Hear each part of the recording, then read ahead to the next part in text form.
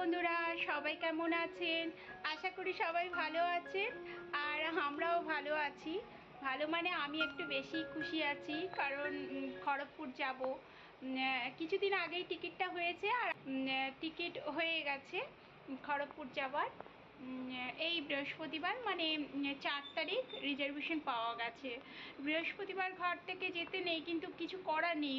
মিষ্টির বাবা সেই দিনই রিজার্ভেশন পেয়েছে, বলছে যে কিছু করার নেই, বৃহস্পতিবার শুক্রবার দেখলে হয় না।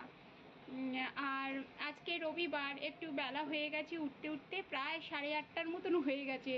এখন আজকে একদম হালকা হালকা ব্রেকফাস্ট করব, ব্রেড আছে অমলেট দিয়ে। আর তার আগে আমি স্নানটা করে এসে পুজোটা দেব। ঘরের কাজগুলো সমস্ত হয়ে গেছে আর গোছাগুছি তো স্টার্ট করে দিয়েছি। আর আজকে না সকাল থেকে খুব বৃষ্টি হচ্ছে, আপনাদের একটু দেখাই, চলুন। কমেছে, না হলে সকাল থেকে খুব হচ্ছিল।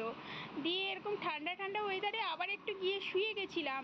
6:30টায় ঘুম ভেঙেছিল, উঠে শুয়ে গেছি, একটু ফট করে ঘুমটা লেগে গেছে। ওয়েদারটা একদম ঠান্ডা ঠান্ডা ছিল। রোববার, কিন্তু মিষ্টির বাবার আজকেও ডিউটি, মানে ওর এই মাসের এন্ডিংয়ে ডিউটি থাকেই। আপনাদের তো অনেকবার আমার ব্লগে বলেছি বা দেখিয়েছি। আর ওর ডিউটি থাকলে ওর বাবা বলেছে একদম রান্না করতে না, ওখান থেকে বিরিয়ানি, মানে পাশেই একটা শপ আছে, বিরিয়ানি খুব ভালো পাওয়া যায়, সেখান থেকেই নিয়ে আসবে। চলুন, আজকে রান্না বান্নার কোনো ঝামেলা নেই, কিন্তু এখন স্নান করে পুজো করে একটু ব্রেড অমলেট বানাবো। ছুটির দিন বদমাশি করছে শুধু, দেখুন। একটা দিন ছুটি, যে কোথায় একটু শুবে। মিষ্টির বাবা বিরিয়ানি নিয়ে চলে এসছে, মিষ্টিকে খাইয়ে দিয়েছি, ওকে ডিম সেদ্ধ ডাল দিয়ে ভাত খাইয়ে দিয়েছি। এখন আমরা খাবো। ওই 3টের মতন বাজে, আজকে একটু লেটই হলো। আমাকে বলেছিল দুটো কিছু খেয়ে নাও, আমার আর খিদে পায়নি বলে খাইনি, একটু ফ্রুটস খেয়েছিলাম। আর এখন আমরা দুজনে মিলে খাবো। মিষ্টির মুখে দিলেও না ও অত পছন্দ করে না, একটু ঝাল কমই আছে। কিন্তু মিষ্টি আবার বাইরের বিরিয়ানি বা কিছু এগুলো পছন্দ করে না। ওকে যদি চিকেনের ফ্রাই, মানে চিকেন পকোড়া টাইপের দেওয়া হয় তখন পছন্দ ওর।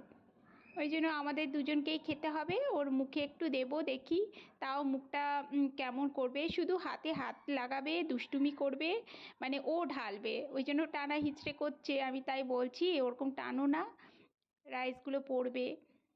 এখন খাওয়া দাওয়া করার পরে আজকে আচারটা আপনাদের সঙ্গে শেয়ার করব। আচারটা হয়ে গেছে, এই যে আমাদের খাওয়া দাওয়া হয়ে গেছে। আর এখন দুপুরবেলা আমি আচারটা নিয়ে বসেছি, মানে আচারটা একটু শিশিরিতে রেখে দিচ্ছি। অনেক দিন হলো, 4 দিন হয়ে গেল আমার আচার একদম কমপ্লিট। একবার মাঝে একবার খুলে দেখেছিলাম, কেমন একটু ওলট পালট করে দিয়েছিলাম, আর নুনটাও ঠিক ছিল তখন দেখেছিলাম। এখন একটু আরেকবার একটু, এইটা মানে আচার না হাত দিয়ে ছুঁতে নেই, হাত দিয়ে ছুলেই খারাপ হয়ে যায়। এক সাইড থেকে একটু চেখে দেখলাম, দেখে হাতটা ধুয়ে তারপর শিশিতে ঢুকাবো। সুন্দর আচার হয় এই আচারটা, না 2 বছরও থেকে যায়, আর এত টেস্টি হয় না। বাইরের আচার তো আমরা বেশি খাইই না, বছরে এরকম একটু করে রেখে দিই, পুরো গরমকাল পর্যন্ত থেকে যায়, আবার সামনে বছর গরমকাল পর্যন্ত থেকে যায় আমাদের, খারাপও হয় না। একটু মানে রোদ উঠলে একটু মাঝে মধ্যে দিতে হয়, একটু শিশিরিগুলো রোদে রাখলে ভালো থাকে। কারা কারা কারা ঘরে আচার বানান আর সারা বছর রেখে দেন, আমাকে অবশ্যই কমেন্ট করে জানাবেন। আর ভিডিওটা কেমন লাগলো অবশ্যই জানাবেন। আজকের মতন এখানেই বিদায় নিচ্ছি। ভিডিওটা ভালো লাগলে পাশে থাকবেন। নমস্কার।